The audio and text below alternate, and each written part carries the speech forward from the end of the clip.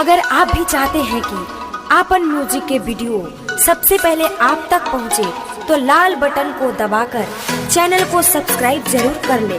और साथ में बेल आइकन को दबाना ना भूलें। प्रेजेंटेड बाय अपन म्यूजिक।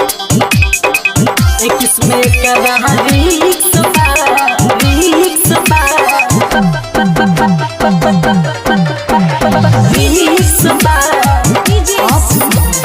राजा बाबू की आवाज कुछ सुन कितना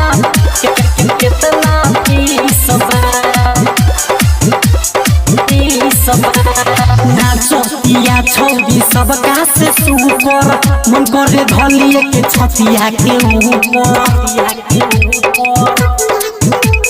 नाचो पिया छौरी सबका से सुपर मन करे धलिए के छतिया के ऊपर उमर एकर भी सफीस बा किसमें करा रीक्स बा कुछ संकेतना फीस बा किसमें करा रीक्स बा कुछ संकेतना फीस बा किसमें करा रीक्स बा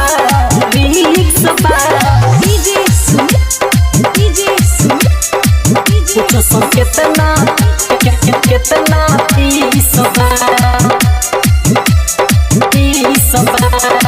चढ़ल जवानी एक छोटा तो पानी लागत लइकन सन फान जाई छानी चढ़ल जवानी एक छोटा तो पानी लागत लइकन सन फान जाई छानी आई तो मई तो झकास बा उमर ये कर 20 बा पूछो सन केतना 20 बा उमर ये कर 20 बा पूछो सन केतना 20 बा किसमें करा रीक्स बा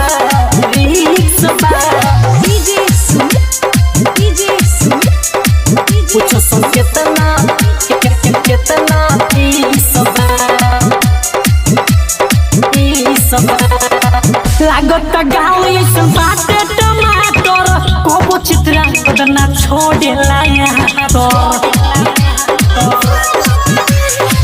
लागत गाँव ऐसा बाटे टमाटर गरम सूजी तो रवि छोड़े ना यहाँ तर बाबू राजा कहले है मिही कबाया चढ़ल जवानी एकर फिक्स बा किसमें करा रीक्स बा चढ़ल जवानी एकर फिक्स बा पूछो सुन केतना फीस बा नाचो पिया छौरी सबका से सुपर मन करे धलिए के छतिया के ऊपर उमर एकर भी फीस बा किसमें करा रीक्स बा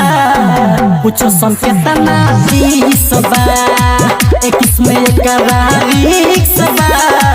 पूछो सन केतना फीस बा अपन music digital recording studio Moniyari वाजा।